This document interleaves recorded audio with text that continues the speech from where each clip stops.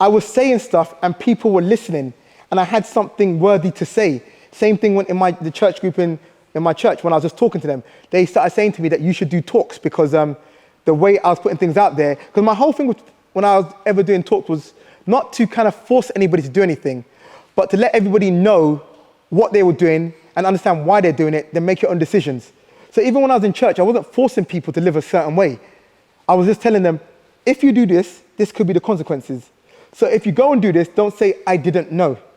When I was talking to the young girls in the group, I was saying, look, this is what boys are acting like. I work in a barbershop. I hear them talking all the time. So if you're going to engage, just understand this is what they're saying. But you can do what you want. Make your own decisions. And then they were like to me, you should really do talks because you deliver a message in a certain way that makes it really relatable. And the same thing in the barbershop. So I decided to start doing vlogs on YouTube. And then I started taking those vlogs and making them into blogs, written blogs. And then one day I was like, you know what? I've got about like 12 episodes of things I was talking about. This could really be like a book.